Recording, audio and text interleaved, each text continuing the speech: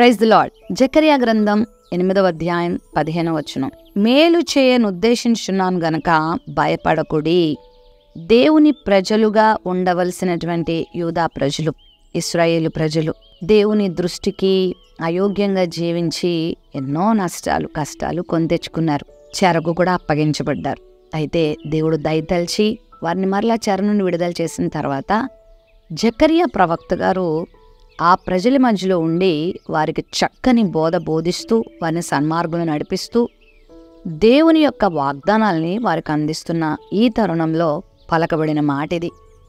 నేను మీకు మేలు చేయను ఉద్దేశించుచున్నాను గనుక మీరు భయపడొద్దు.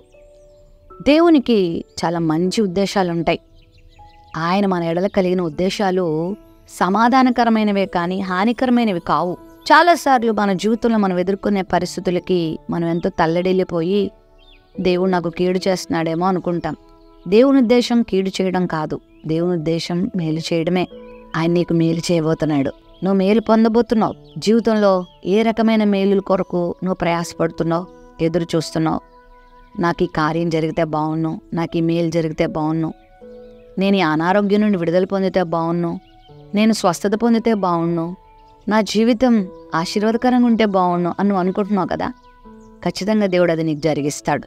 నువ్వు ఆయన మార్గంలో నడిచినప్పుడు, ఆయన చిత్తము నెరిగి జీవించినప్పుడు, ఆయన మహిమ కొరకు నువ్వు బ్రతుకుతున్నప్పుడు నీకు దేవుడు ఎందుకు మేలు చేయడు? తన భక్తులకి ఎంతోమందికి ఆయన మేలు చేశాడు, నీకు కూడా మేలు చేస్తాడు. కనుక ప్రస్తుతం నీకున్న పరిస్థితిని బట్టి నువ్వేం దిగులు పడద్దు. ప్రస్తుతం నువ్వు ఎదుర్కొంటున్నటువంటి సమస్యలకు నువ్వు బెదరొద్దు. మనుషుల మాటలకు జడియొద్దు, బెదరొద్దు. నువ్వు నిజంగా విశ్వాసివైతే, ఆయన నమ్ముకున్న దానివైతే వాళ్ళ మాటలు వీళ్ళ మాటలు విని బెదిరిపోవు, ధైర్యం తెచ్చుకుంటావు.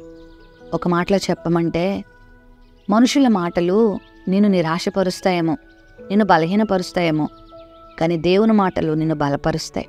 ఆయన మాటలు ఎక్కువగా విను, ఆయన వాక్యాన్ని ఎక్కువగా ధ్యానించు, పఠించు, విను. ఆయన మాటల్ని హృదయమారా నమ్ము, విశ్వసించు. నీ దేవుడు నీకు మేలు చేస్తాడు. ఎన్ని మేలులో తన బిడ్డల విషయంలో ఆయన చేశాడు. లెక్కకు విస్తారమైన మేలులు, మహోపకారాలు దేవుడు వారి జీవితంలో చేశాడు. నీ జీవితంలో కూడా ఆయన చేస్తాడు. మనుషులు మరచినా విడిచినా దేవుడు నిన్ను మరోడు, దేవుడు నిన్ను విడవడు. నీకు ఆయన మేలు చేయని ఉద్దేశించుచున్నాడు. ఎదురుచూడు ఆయన చేసే మేలు కోసం.